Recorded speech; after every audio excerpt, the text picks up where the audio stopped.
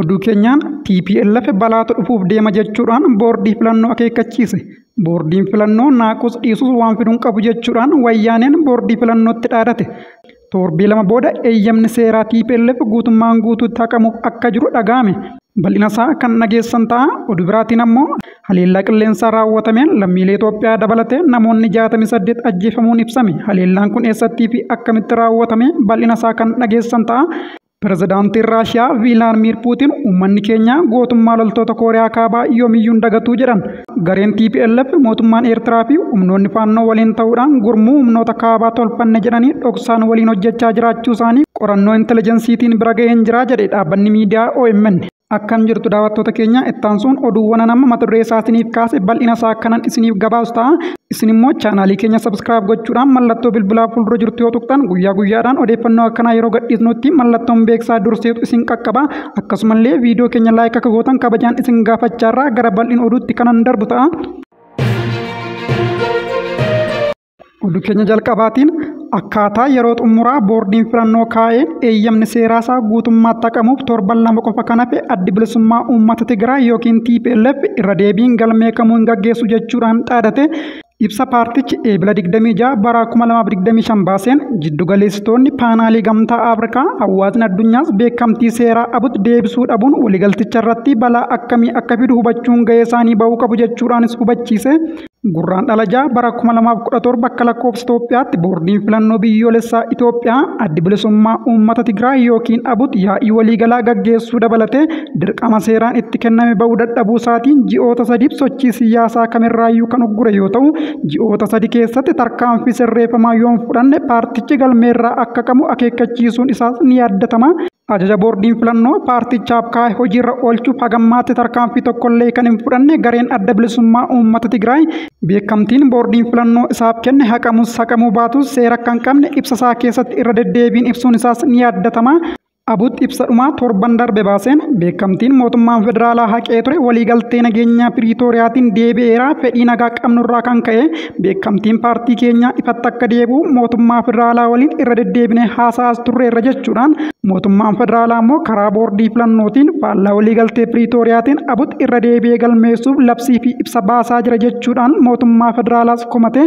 Mootummaan federaalaa waliigaltee Piriitooriyaa cabseera kan jedhe addi bilisummaa uummata Tigraay dhimmicha gara paanaalii gamtaa Afrikaatti geesseen jira jechuudhaanis ibseetu ture. Paanaalichis beekamtiin seeraa abut akka deebi'uu fi irra deebiin galmaa'u akka hin qabne akkasumas haga walga'iin paanaalichaa itti aanu gaggeeffamutti bu'aan isaa akka xumuramu yaada dhiyeesseetu ture. Haa ta'u malee paanaalichi hagammaatti wal ga'uu dhabuu isaatiin hojiirra oolmaa waliigaltee kanaa yookiin sarbaminsa mul'atu kamiyyuu madaaluu hin dandeenye jechuudhaanis addi bilisummaa uummata Tigraay hubachiise. Boordiin filannoo Itoophiyaa labsii dhaaba keenya buti hin ilaallanne ibsuun ibsa baasuu irratti bobba'ee jira jechuudhaanis TPLF boordii filannoolee komate. Itti dabaluunis TPLF ibsa isaa keessatti akkuma irra deddeebi'ee ibsee beekamtii argachuuf jecha qabsoo uummata Tigraay akka diigamu hin eeyyamu jechuudhaanis ibseetu jira. Sirni bilisiginnaa dargaggoota dirqiin waraanatti guuruudhaan abjuu dhalootaa maseensaa jira jedhe abaawaboon ibsaa kaleessa galgala baaseen. Sirnichi ijoollee umuriin loltummaaf hin gahin manneen barnootaa gabaa keessaa fi karaarraa dirqiidhaan akeeka kanaaf guuraa jira jechuudhaan abaawaboon ibse. Sababa kanaan jiruun maatiiwwan baay'ee balaarra akka bu'ellee eereetu jira. Adeemsi malaan ijoollee waraanatti guuruu kun qaamolee lama sirnichi bobbaaseen gaggeeffamaa jira kan jedhe ibsi abaawaboon baase kun isaanis humnoota mootummaa fi dallaalota gocha ijoollee adamsuu bobbaafamanii raawwatamaa jira jedhe. Sirni amma biyya bulchaa jirus sirna tokkummaa saba Oromootii balaa ta'edha jechuudhaan abaawaboon qeeqeetu jira. Oduuttaanuun gareen TPLF mootummaan Eertiraa fi humnoonni faannoo waliin ta'uudhaan gurmuu humnoota kaabaa tolfanne jiranii dhoksaan waliin hojjechaa jiraachuu isaanii qorannoo intelijensiitiin bira ga'een jira jechuudhaan miidiyaan OMN gabaase. Akka OMN gabaasetti gurmuu humnoota siyaasaa kaabaa tolfanna jechuudhaan mootummaan Eertiraa gareen adda bilisummaa uummata Tigraay yookiin wayyaaneen kan Dabratsiyoon Gabra Mikaa'eliin durfamuu fi gartuuleen finxaaleeyyii siyaasaa naannoo Amaaraa faannoo jedhamuudhaan waamaman dhoksaadhaan sochiitti akka jiran ragaan intelijensii OMN argate mul'iseera jechuudhaan OMN gabaase. Gurmuun siyaasa kaabaa kun galmisaas Finfinnee akka ta'e ragaan intelijeensii OMN mul'iseetu jira. Gareen dursummaa mootummaa Eertiraa fi garee Dabratsiyoon faatiin deemu kun sochii waggaa tokko dura jalqaba mootummaa Tigraay to'achuu akka galmaatti qabachuu ragaan intelijeensii kun mul'ise. Sana booda humnoota finxaalayyii Amaaraas ofitti makuudhaan qindoomina jabaa Tigraay giddugala godhate tolfachuudhaan mootummaa federaalaa yoo danda'ame harka micciiruu yookiin immoo humnaan buusu akeeka qabaachuutu ibsame. Kanaafis adeemsa dhannoo hiikkachuu humnoota Tigraay tooftaadhaan lafarra harkifachiisaa turuu garee kanaan ragaadhaan ni ibsa. Ibsi gareen abut Dabratsiyoon Gabra Mikaa'eliin durfamu tibbana irra deddeebi'ee baasaa jirus qaamuma karoora garee gurmuu humnoota siyaasaa kaabaa kanaan karoorfameeti kan jedhan maddeen nageenyaa immoo akeekni garee kanaas Itoophiyaa kan bulchu humnoota kaabaa ta'uu qaba jechuu isaanii akka ta'e OMN gabaase. Oduu kanaaf OMN wabeeffanne. Daawwattoota keenyaa kanumaan wal qabsisee gaaffii tokkoon isiniif dhiyeessaa.